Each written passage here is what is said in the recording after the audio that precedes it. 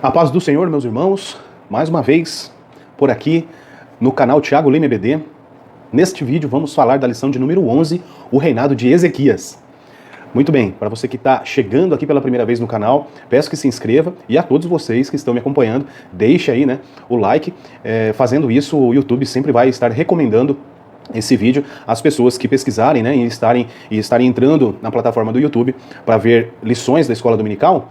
Se você der o seu like, se inscrever, vai sempre dar relevância ao canal e esse vídeo pode chegar a mais pessoas. Tá certo? Então, muito bem. Então, a nossa lição de número 11, o nosso texto áureo fica assim, com o versículo: No Senhor, Deus de Israel, confiou de maneira que, depois dele, não houve seu semelhante entre todos os reis de Judá, nem entre os que foram antes dele. Segundo Reis, capítulo 18, verso 5.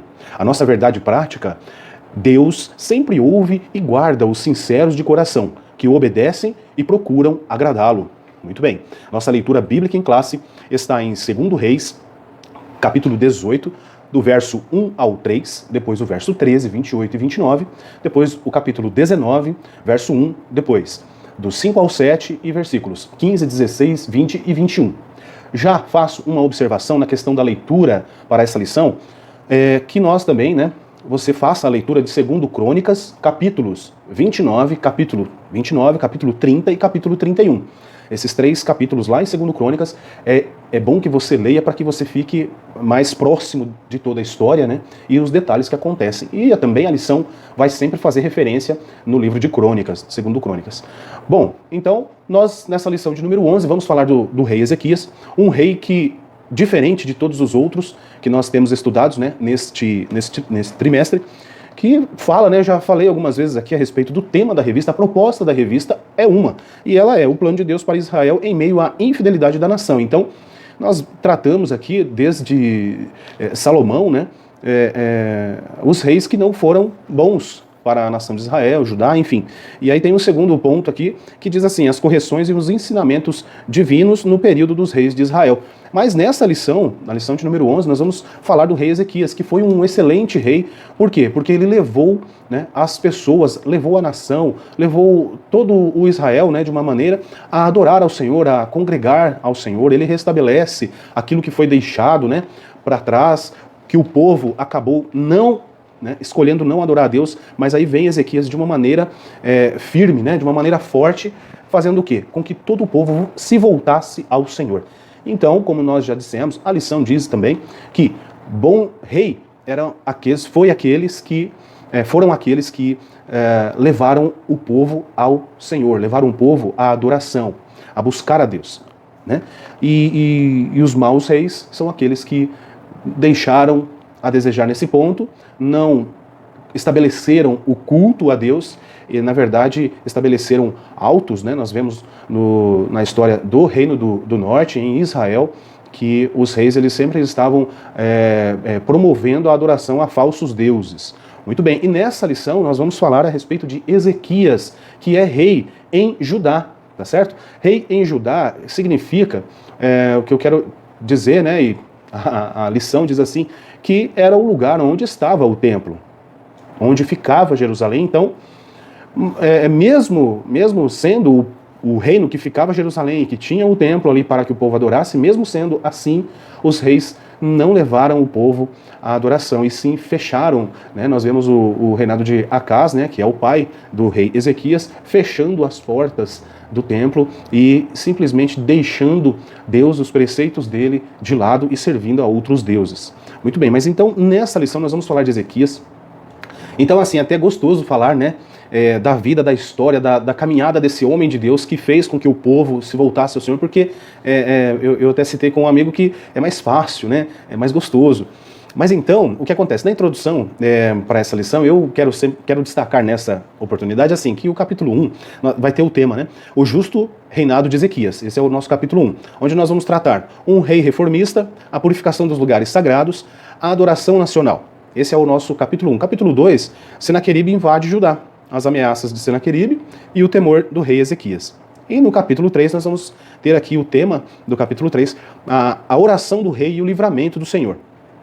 E depois também, como subtópico, ou subcapítulo, a oração confiante de Ezequias e Deus conforta o rei. Muito bem, na introdução da nossa revista nós temos ali um texto curto e aonde que eu gosto de destacar sempre alguma coisa para a gente já ir meditando, né, na palavra do Senhor e na lição. Então, a introdução diz assim, que o seu governo foi reto, justo, honesto e agradável aos olhos do Senhor, né? E eu fiz a anotação assim, que aos olhos do Senhor. Então, foi muito bom a maneira em que ele conduziu o seu governo, porque ele se voltou a Deus, e tudo aqui está dizendo que é aos olhos do Senhor, tá certo? Então eu coloquei assim, que aos olhos dos homens, né, ao contrário, o oposto disso, você agrada aos homens, né? E eu pus, não se engane, vocês não precisam agradar os homens quanto à fé, né? Pois eles não conhecem o tamanho dela. Somente Deus conhece e nos conhece por completo, por inteiro, e sabe o tamanho da nossa fé. Então, aos olhos do Senhor, ele fez, tudo que ele fez, ele faz aos olhos do Senhor. Ele está preocupado com o olhar do Senhor.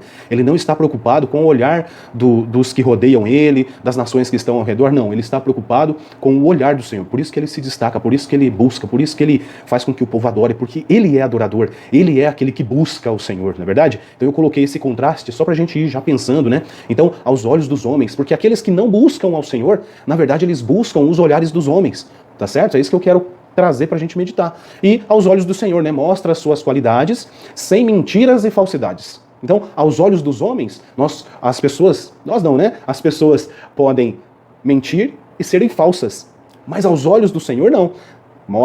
Eu coloquei aqui, mostra as suas qualidades, sem mentiras e sem as falsidades. Traz à tona o seu caráter diante de Deus, diante dos olhos do Senhor, e revela aquilo que você verdadeiramente é, pois não há como se esconder do Senhor. Então, é importante que nós tenhamos sempre isso em mente. Estamos diante dos olhos do Senhor. O governo de Ezequias foi reto, justo, honesto e agradável aos olhos do Senhor, porque é isso que ele se importava.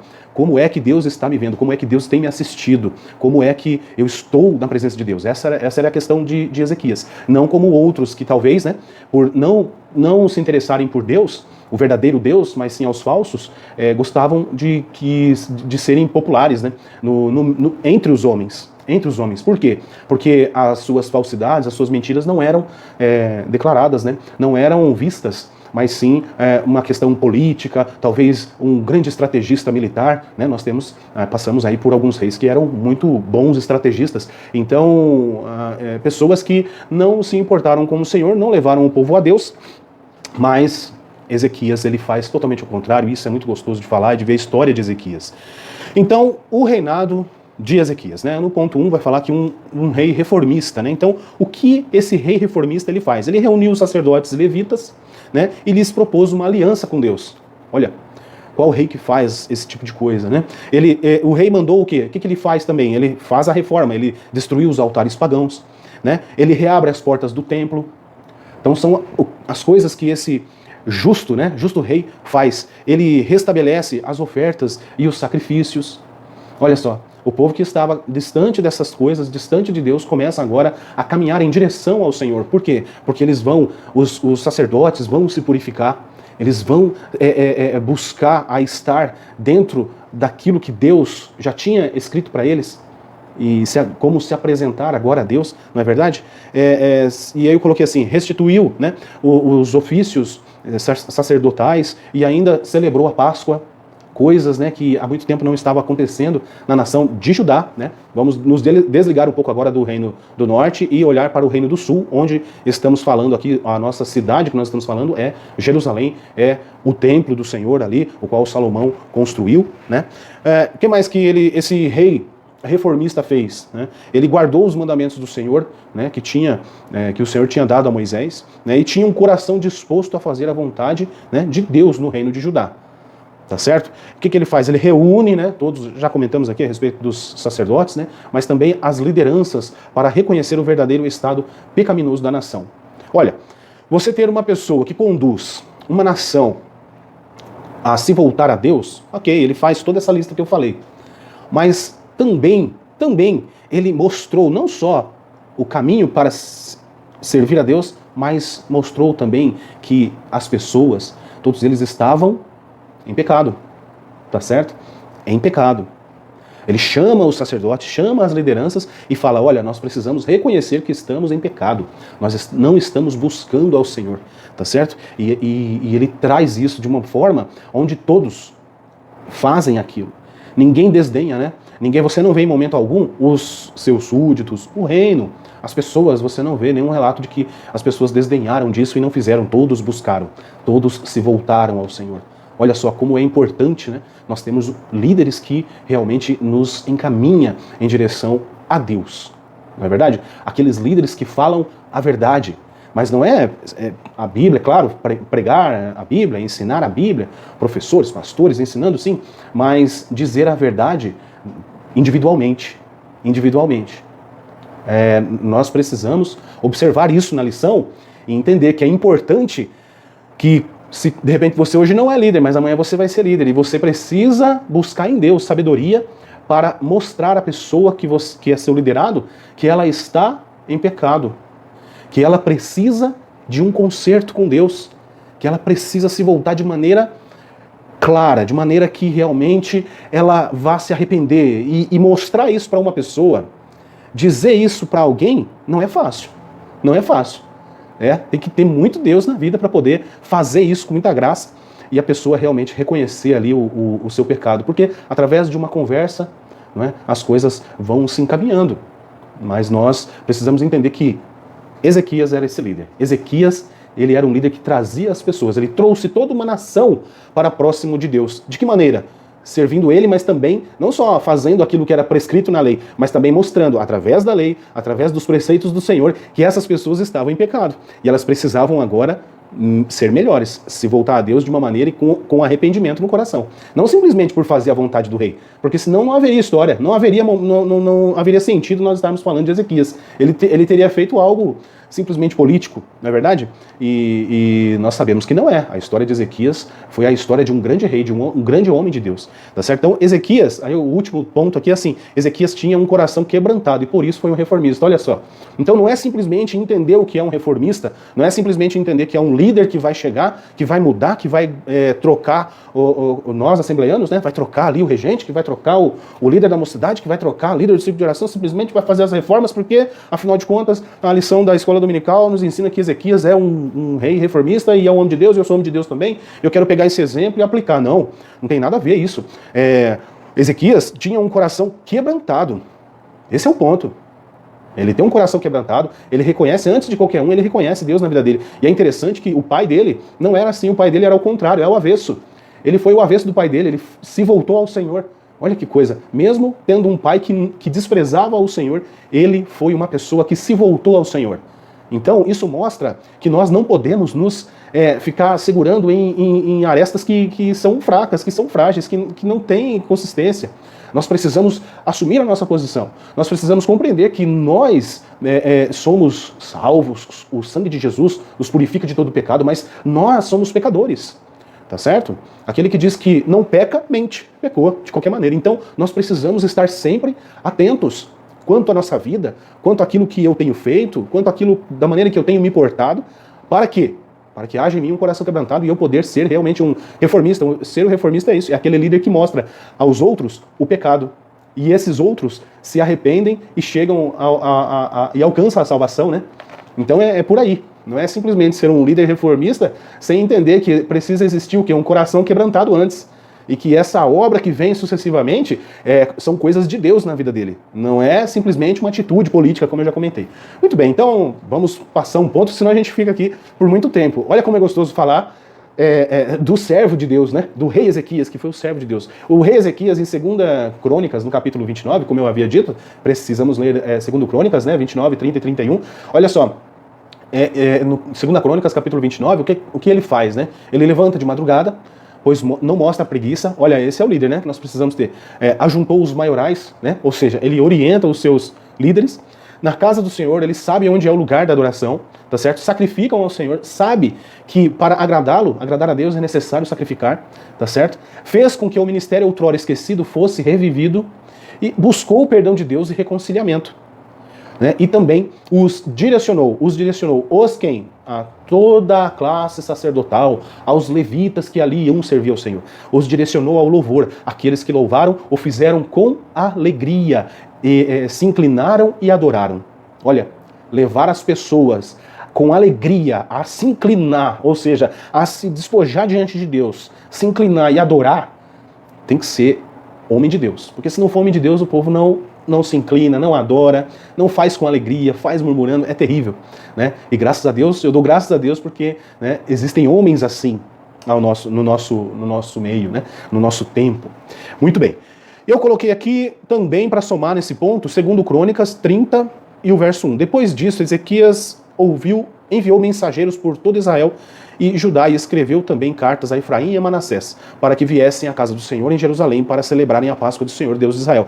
É que eu coloquei esse verso dizendo que quando eles vão para essa adoração, quando eles vão para esse momento em que há esse arrependimento, onde os sacerdotes, né, se purificam, faz todo aquele ritual, ele é um rei, né, ele foi um homem que também pensou nos seus irmãos. Olha só, que por mais quantos anos havia de separação desde da morte, né, de Salomão até o reinado dele, quantos anos não passaram, né, praticamente aí 200 anos, e ele lembrou dos irmãos. Quais irmãos? Israel, da tribo de Israel, né, isso mesmo, da tribo de Efraim, né, de Manassés, e ele mandou convites a eles, para que viessem a adorar. Tá certo?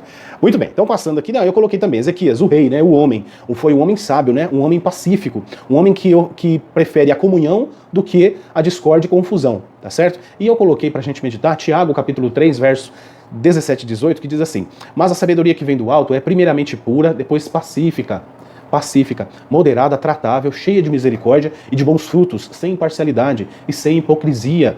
Ora, o fruto da justiça semeia-se na paz, para os que exercitam a paz. E Ezequias era um homem que exercitava a paz. Ele queria estar perto do Senhor para que a paz do Senhor estivesse sempre com ele, tá certo? Será que nós estamos errados em pensar assim? Olha, outro ponto que eu coloquei, outro versículo que eu coloquei aqui também para falar que ele era um homem sábio, pacífico, né? E que buscou ter comunhão com os seus irmãos. Ó, quão bom e quão suave é que os irmãos vivam em união. Não é isso? E com o óleo precioso sobre a cabeça, que desce sobre a barba de Arão, e que desce a orla das suas vestes, né, como o orvalho de Hermon, e como que desce sobre os montes de Sião, porque ali o Senhor ordena a bênção e a vida para sempre. Onde há comunhão, há a bênção e a vida para sempre. Olha, ele sabia disso, ele estava buscando ter comunhão com seus irmãos. Tá certo? E depois até eu coloquei Filipenses 2, verso 1 e verso 2, que fala assim, né, se há alguma comunhão no Espírito. Tá certo? Mas aí você dá uma lida aí pra gente correr aqui. Coloquei também pra gente falar um pouco a respeito dos pontos fortes e êxitos, né, do rei Ezequias. Então, foi o rei de Judá que instigou reformas civis e religiosas. Teve um relacionamento pessoal e crescente com Deus. Desenvolveu uma poderosa vida de oração. Ele desenvolveu uma vida poderosa de oração. Mencionado como patrono de vários capítulos do livro de Provérbios, né? Lá em Provérbios 25:1 nós vamos ver ali que um dos seus escreventes também escreve lá Provérbios. Enfim, você pode dar uma conferida aí. Fraquezas e erros. Fraquezas e erros do rei de Ezequias, né? Mostrou um pouco interesse ou sabedoria em relação a planejar para o futuro e a proteger, né, a herança espiritual que desfrutou, em benefício das futuras gerações. Né? Imprudentemente mostrou toda a sua riqueza aos mensageiros da Babilônia. Esse foi realmente um erro, né, grande dele, uma ingenuidade que ele fez isso. Mas se você quiser deixar o seu comentário aí, o que você acha a respeito dessa atitude dele, né, que foi infelizmente uma brecha para que a Babilônia viesse. Mas enfim, lições de vida, né? O que nós aprendemos com Ezequias? Então, as reformas de limpeza têm vida curta quando poucas atitudes são tomadas para preservá-las para o futuro. Esse é o primeiro ponto. São 3. A obediência a Deus no passado não remove a possibilidade de desobediência no presente. E o terceiro, a completa dependência de Deus produz resultados surpreendentes, tá certo? Então, esses foram alguns pontos que eu trouxe aqui para a gente pensar a respeito da vida de Ezequias. Ezequias também foi um dos poucos reis de Judá que esteve constantemente ciente dos atos de Deus no passado e de seu interesse nos eventos do dia a dia. Então, a Bíblia o descreve como um rei que teve um íntimo relacionamento com Deus, como um reformador, Ezequias, estava mais preocupado com a obediência no presente. Judá estava cheio de lembranças visuais da falta de confiança do povo em Deus. E Ezequias corajosamente limpou a casa, né? Ele reabre o templo e limpa toda a casa, purifica tudo e restabelece o culto. Altares, ídolos e templos pagãos foram destruídos. Até mesmo a serpente de bronze que Moisés havia feito no deserto não foi poupada, porque esta havia parado de direcionar o povo a Deus e se tornado também um ídolo, né? A serpente de Moisés. O templo em Jerusalém, falando ainda aí de Ezequias, cujas portas haviam sido lacradas pelo próprio pai de Ezequias, já comentei, foi totalmente limpo e reaberto. E a Páscoa, né, uma festa importantíssima para o povo judeu, para o povo de Israel, a Páscoa foi restituída como um feriado nacional e houve um reavivamento em Judá. Ponto 2 do capítulo 1, a purificação dos altares sagrados. Né? Então, com a convocação de Ezequias, os sacerdotes e os levitas se reuniam e prontificaram a purificar e santificar a casa do Senhor. Retiraram e jogaram fora todas as coisas impuras que estavam no templo e restabeleceram o culto e os sacrifícios conforme a lei de Moisés. Tá certo? Então, toda imundícia, né? Tudo aquilo que não prestava, né? Que não presta, agora é uma aplicação. Toda imundícia, tudo aquilo que não presta deve ser o quê? Tirado para fora de nossas mentes e corações. A pergunta é, como fazê-lo? Não é verdade? Então, você tem que crer em Cristo, né? E aí, ele vai fazer essa obra na sua vida, tá certo? Se existe algo que não é santo, algo que precisa ser tirado, algo que precisa ser excluído da sua vida, da sua mente e do seu coração, Deus sabe, você sabe, Deus sabe, né? E como fazer isso? Deixando Cristo tomar conta completamente da sua vida. Nós somos como uma casa, né? E nessa casa tem vários cômodos, várias situações, várias, né? O cômodo do trabalho, lá no nosso trabalho, o cômodo familiar, o cômodo com a esposa, o cômodo com os filhos, né? O cômodo da vida social, o cômodo da vida na igreja com os irmãos. E Jesus, ele precisa entrar na nossa casa e estar presente em todos os cômodos. Ele precisa estar, olha só, o que diz lá em Apocalipse 3:20? Tão conhecido, né, essa passagem, eis que estou à porta e bato, e se alguém ouvir a minha voz e abrir a porta, né, é assim? Eu entrarei em sua casa, não é? E com ele cearei, e ele comigo. E Jesus vai fazer uma festa com você. Jesus vai tirar tudo aquilo que não presta, assim como foi no templo, assim como Ezequias fez, né? Assim que se alguém está em Cristo, e aí eu coloquei aqui 2 Coríntios capítulo 5, né, 17 e 18, que diz, assim que, se alguém está em Cristo, nova criatura é, as coisas velhas já passaram, eis que tudo se fez novo. E tudo isso provém de Deus, olha, que nos reconciliou consigo mesmo por Jesus Cristo e nos deu o ministério da reconciliação. E até, meus irmãos, o verso de número 7 do capítulo 1 de 1 João.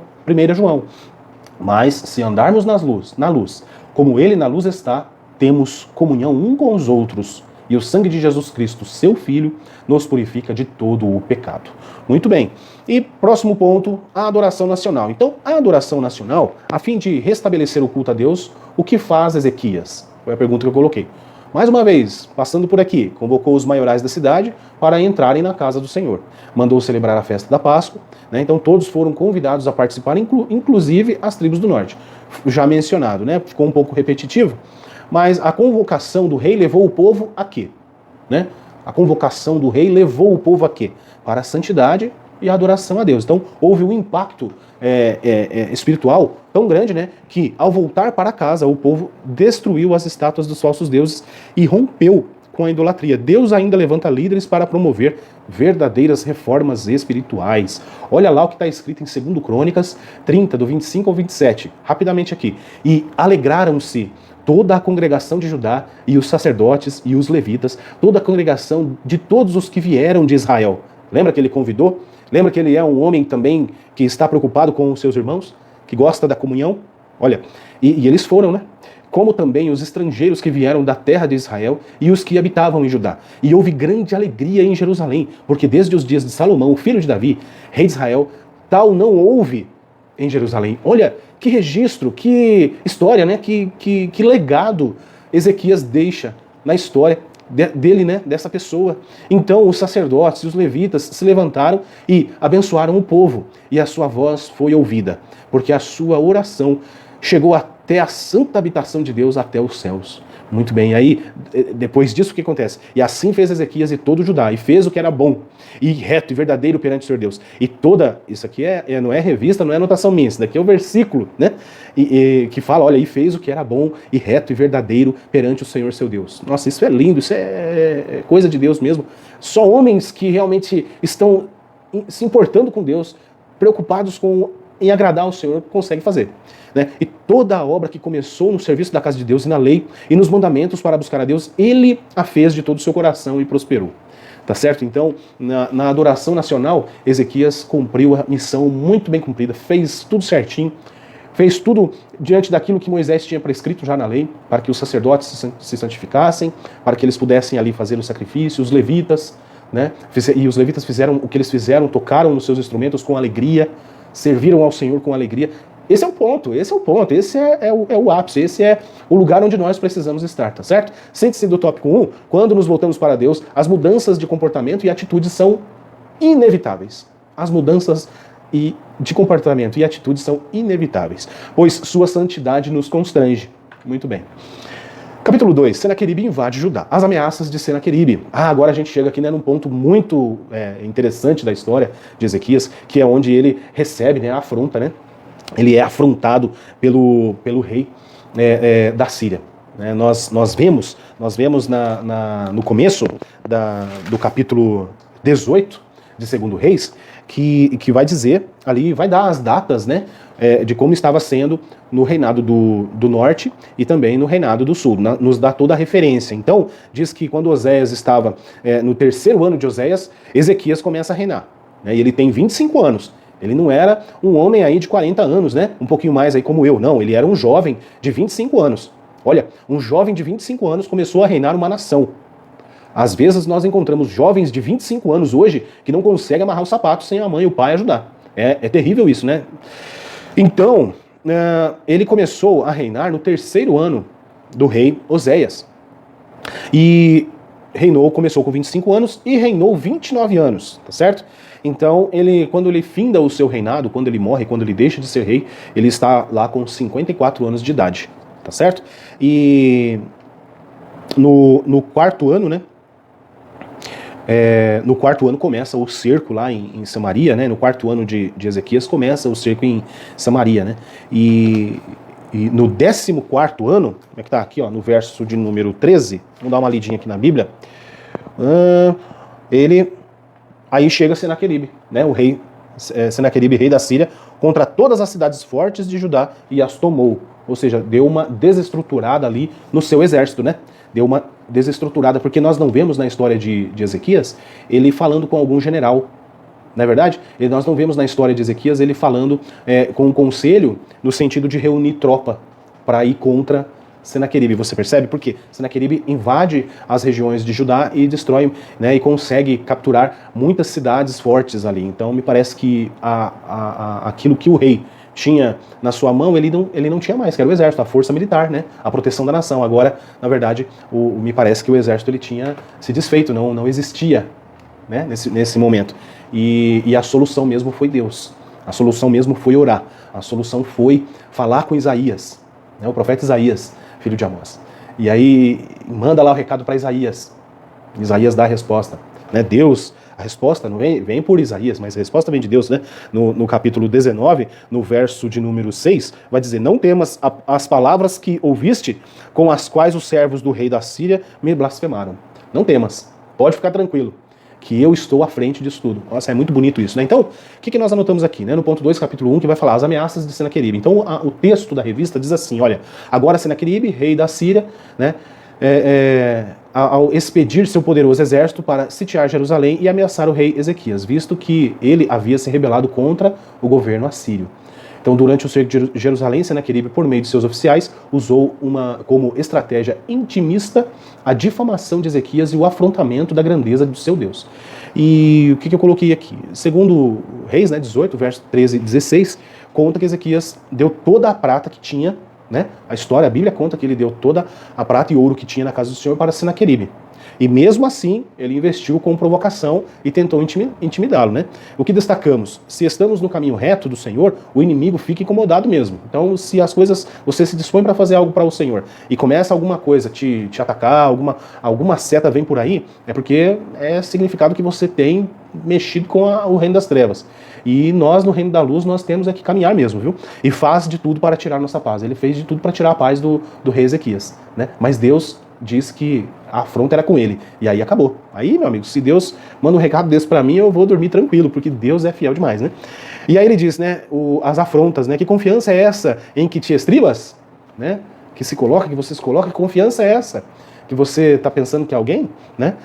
E em quem, pois, agora confias que contra mim te rebelas? As afrontas de como é que é o nome do cidadão aqui, ó? Rabzaque,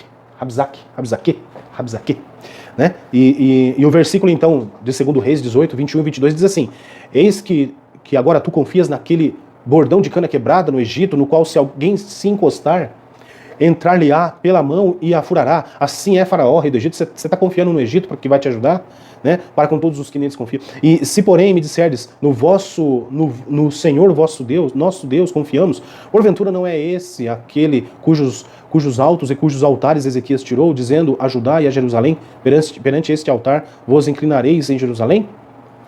Então, ele faz de todas as maneiras afronta, né, para os enviados do rei, que eram ali o Eliaquim, né, Sebna e Joá.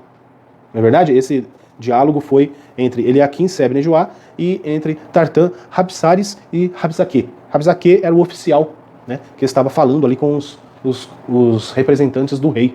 E ele, né, Rabzaque tenta conversar com os judeus, que era inútil, né, oferecer resistência. E ele pergunta, que certeza é esta que confias? Né? Bom seria que todos os pecadores se submetessem à força desse argumento, à procura da paz com Deus. Portanto, é prudente de nossa parte, rendemo-nos a Ele, porque é vão contendermos com o Senhor, tá certo?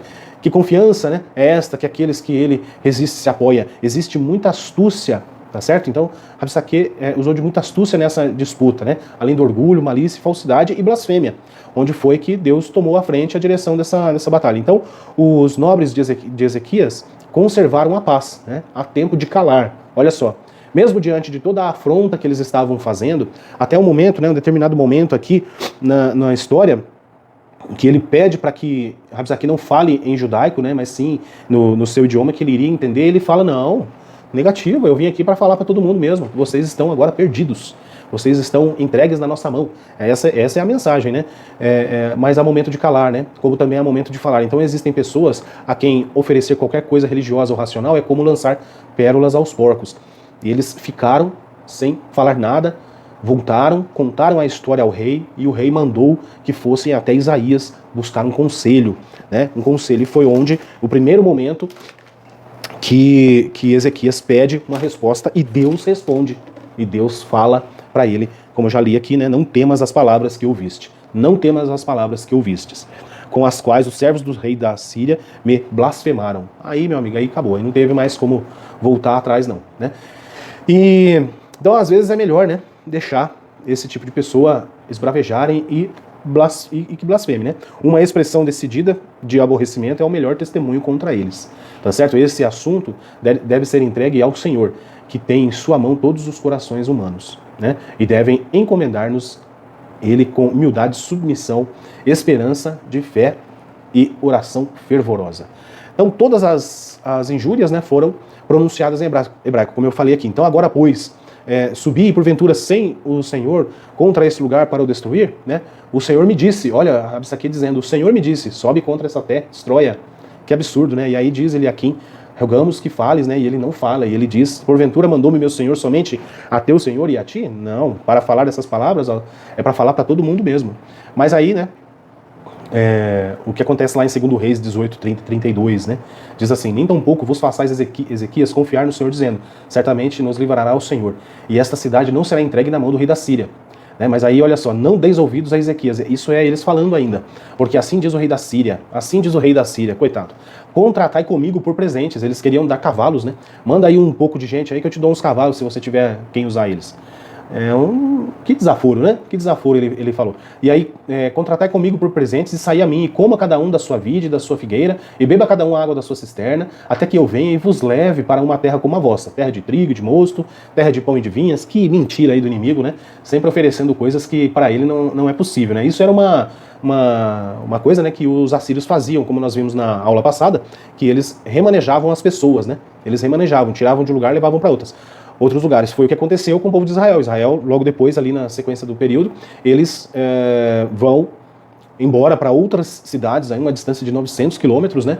E o rei da Síria manda cinco povos ali para habitar aquela terra toda de Israel, né? E é onde se mistura e tal. Isso é a lição da aula passada. Mas aí o povo permaneceu em silêncio, né? Por quê? Por que o povo permaneceu em silêncio? A gente tô falando aqui a respeito de se calar, né? A gente já leu aqui alguma coisa, mas por quê, né? Por quê? O que eu e você faríamos nessa ocasião, né? Será que eu e você falaríamos alguma coisa quando alguém viesse nos afrontar? Ou até se você tem aí uma experiência, pode deixar no comentário, seria interessante. Porque o versículo 36 de 2 Reis 18 diz assim: porém calou-se o povo e não lhe respondeu uma só palavra.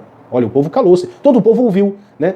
O enviado do rei diz para Rabsaque, ó, não fala na nossa língua, fala na língua que você fala naturalmente, eu vou entender. Não, eu vou falar para todos ouvirem. Todos ouvem, mas ninguém fala nada. Nem os enviados do rei, nem o povo. Por quê?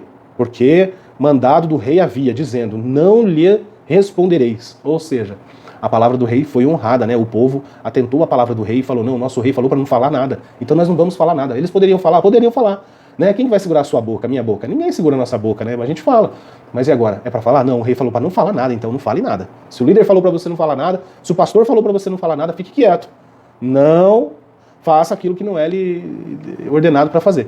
Tá certo? Então o temor do rei Ezequias, né? Mesmo assim, contudo, Deus livra, né? Deus manda que um exército ataque lá o rei da Síria e ele precisa ir para essa guerra para resolver, então desfoca um pouco, mas mesmo assim, ó, ele faz o quê? E ouvindo ele dizer que Tiraca, rei de Cuxi, eis que há saído para te fazer guerra, tornou a enviar mensageiros a Ezequias dizendo, ou seja, lá no 19:10 vai dizer, assim falareis a Ezequias, rei de Judá, dizendo, não te engane, olha só, o teu Deus em que confias, dizendo, Jerusalém não será entregue na mão do rei da Síria, eis que já tens ouvido o que fizeram aos reis da Síria a todas as terras, destruindo-as totalmente, e tu te livrarás? Ou seja, você não está ouvindo o que eu tenho feito por aí afora, não? Você acha que você vai se livrar disso? Eu vou acabar com você. Essa era a mensagem do rei da Síria para Ezequias. E aí Ezequias faz o quê? Recebendo, pois, né, Ezequias as cartas das mãos dos mensageiros, qual foi a atitude dele? E lendo-as, subiu à casa do Senhor. Ezequias as estendeu perante o Senhor. Olha, deixou claro que a sua confiança estava em Deus. E não havia ninguém que pudesse o salvar. Um rei fazendo isso, em um momento de afrontas, em um momento que talvez o exército não estivesse pronto para ir para a batalha, um momento que eles estavam sendo oprimidos ali por essas mensagens, por essas afrontas, o que o rei faz? Coloca diante de Deus, né? Coloca diante de Deus toda a situação e agora quem vai fazer, quem vai lutar essa batalha, quem vai resolver essa questão na minha vida? Só pode ser Deus, porque não há outro que possa fazer na minha vida se não for Deus. Essa era a consciência dele, do rei da nação. Olha que importante isso. Então devemos desejar particularmente que os que falam a nós da parte de Deus conversem com Deus a nosso favor. Os que possuem as maiores chances de prevalecer são os que elevam os seus corações a Deus em oração. A condição externa do homem é a oportunidade de Deus, ainda que os seus servos nada possam dizer, senão sentir-se atônitos pelo comportamento do profano, orgulhoso e hipócrita, e terem palavras de consolo para o desanimado. Tá certo? Então, levou o rei agora a se dobrar, né? Então aqui aprendemos que a obediência a Deus não é sinônimo de ausência de problemas e enfrentamentos. Entretanto, a mão protetora do Altíssimo nunca deixa seu povo desamparado, certo? E até coloquei aqui para a gente meditar um pouco o Salmo 37, do 1 ao 7, tá certo? Que diz, não te indignes, né, por causa dos malfeitores, nem tenhas invejas dos que praticam a iniquidade, porque cedo serão ceifados como a erva e murcharão como a verdura. Confia no Senhor e faze o bem, habitarás na terra e verdadeiramente serás alimentado. Olha que lindo isso. Deleita-te também no Senhor e te concederá os desejos do teu coração. Entrega o teu caminho ao Senhor, confia nele e ele o fará. E ele fará sobressair a tua justiça como a luz e o teu juízo como? Ao meio-dia. Descansa no Senhor e espera nele. Não te indignes por causa daquele que prospera em seu caminho, por causa do homem que executa astutos intentos. Então, eu sempre falo, quando eu leio aqui Salmo 37, aquele que confia também deleita-se, aquele que entrega, descansa. Então espera nele, e ele vai te abençoar, te livrar, e com certeza você vai contar uma história muito linda ainda do Senhor na sua vida. Síntese do tópico 2, nosso inimigo não tem nenhum poder sobre nós. Todas as suas pretensões passam pelo crivo e aprovação do Senhor. Capítulo 3, a oração do rei, o livramento do Senhor. Muito bem, então o ponto 1 diz, a oração confiante de Ezequias, né? Para intensificar ainda mais sua estratégia do medo, o rei Assírio enviou cartas atrevidas e ameaçadoras ao rei Ezequias. A mensagem exigiu a rendição de Jerusalém, mas o rei de Judá apresentou essas cartas diante do Senhor e orou fervorosamente, né? Então, segundo Reis, capítulo 19, do 15 ao 19, na oração de Ezequias, o que nós aprendemos lá? Eu anotei assim, ele conhecia em quem acreditava, ele conhecia. A oração dele começa assim, ó Senhor Deus de Israel, o clama como Deus Altíssimo, que habita entre os querubins. Essa é a oração. O único Deus de toda a terra. Ele sabia que Deus era o único Deus de toda a terra. Aí ele diz, só tu és Deus de todos os reinos da terra. Também ele fala que ele é o Criador soberano. E na oração diz, tu fizeste os céus e a terra. Ele também diz, né, Deus que tudo ouve, que tudo vê. Ele fala isso na oração. Como é que ele fala? Inclina, Senhor, o teu ouvido e ouve. Abre, Senhor, os teus olhos e olha. Olha, essa é a oração. Essa é a oração de fé de Ezequias. E colocou, né? Eu coloquei aqui, colocou a confiança somente no Senhor. Colocou a confiança somente no Senhor. E aí ele diz, o verso 19, do capítulo 19 de 2 Reis. Agora, pois, ó Senhor nosso Deus, te suplico, livra-nos da sua mão, e assim saberão todos os reinos da terra que só tu és o Senhor Deus. Essa foi a oração de Ezequias, quando ele se viu ali com as cartas na mão, mais uma vez a afronta, né, sobre Jerusalém, o povo. A oração, é uma anotaçãozinha aqui no esboço de um estudo, a oração é o recurso infalível do cristão quando é tentado, quer lute com dificuldades exteriores ou inimigos interiores. Nós precisamos estar atentos. Diante do trono da graça, do Onipotente, o crente abre seu coração, apresenta o seu caso como Ezequias e apela. Quando pode discernir que a glória de Deus está ao seu lado, a fé ganha a vitória e ele se regozija, porque não será comovido. As melhores petições em oração são as que se fundamentam na intenção de honrar a Deus. Anotou? Muito bem. Com certeza a vitória virá. Amém? Em nome de Jesus, né? Então, Deus conforta o rei, né? O nosso segundo ponto, no capítulo 3 aqui. Então, Deus orou ao profeta Deus usou o profeta Isaías para confortar o rei Ezequias e mostrar que ele estava com ele. O Senhor disse que tinha ouvido as orações do rei a respeito do atrevimento de Senaqueribe, né? Então, lá, segundo Reis 19, 20. Então, Isaías, filho de Amós, mandou dizer a Ezequias, assim diz o Senhor de Israel, o que me pediste acerca de Senaqueribe, rei da Síria, ouvi. Ouviu. Já pensou? Já pensou você ter alguém para falar que, olha, a sua oração, Deus Todo-Poderoso, o Pai ouviu. Eu descansaria tranquilamente o resto da vida. Estamos assim, certo? Porque cremos que quando oramos, o Senhor ouve. Cremos que quando oramos, o Senhor ouve. É lógico que eu falei que se alguém viesse nos falar, seria interessante. E eu acredito que muitos tiveram já essa experiência, mas não é que precisamos de alguém para a nossa fé ser alimentada, não. Nós cremos, independente de que aconteça ou não, nós cremos que as nossas orações são ouvidas. Não é assim? O Espírito Santo até as melhora para direcionar a Deus, né? Muito bem. Então, para finalizar a história da afronta, né, um anjo do Senhor foi enviado por Deus e matou de uma só vez 185 mil assírios, tá certo? No capítulo 19 de 2 Reis, no verso 35. E o fim de Senaqueribe não poderia ser mais trágico, né? Foi assassinado pelos próprios filhos, segundo a Crônicas 32, verso 21, né? O capítulo 19 de 2 Reis tem a mesma mensagem de Isaías 37. Então é interessante também que você faça, tá, essa leitura, até onde que fala, né, que Senaqueribe foi morto pelos filhos. Então saiu o anjo do Senhor e feriu o arraial dos assírios, 185 mil deles, e quando se levantaram pela manhã cedo, eis que todos esses eram corpos mortos, né? Assim Senaqueribe, o rei da Síria, se retirou e se foi, e voltou e habitou em Nínive. E sucedeu que, estando ele prostrado na casa de Nisroque, seu deus, Adrameleque e Serazer, seus filhos, os feriram à espada. escaparam para a terra de Ararat e Esar-Adom, seu filho, reinou em seu lugar. Um fim trágico, né? E para meditar também, né, eu coloquei aqui mais uma referência que eu achei bem interessante, né, para compartilhar e somar isso tudo que a gente está falando. Mateus, capítulo 5, do verso 10 ao 12, do 10 ao 12, né, que nos diz assim: Bem-aventurados os que sofrem perseguição por causa da justiça, porque deles é o reino dos céus. Bem-aventurados sois vós, quando vos injuriarem e perseguirem e, mentindo, disserem todo o mal contra vós por minha causa. Jesus falando isso. Exultai e alegrai-vos, porque é grande o vosso galardão nos céus, porque assim perseguiram os profetas que foram antes de vós. Tá certo? Para a gente meditar.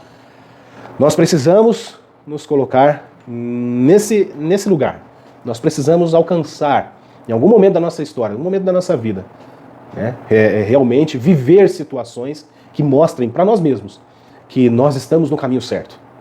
Né, a bênção de Deus, tudo aquilo onde Deus pode te levar, os lugares, né, que Deus pode te levar, enfim. Mas me parece que quando a gente vive essa questão da perseguição, porque nós adoramos ao Senhor, nós cremos no Senhor Jesus, quando nós vivemos essa experiência é muito bom.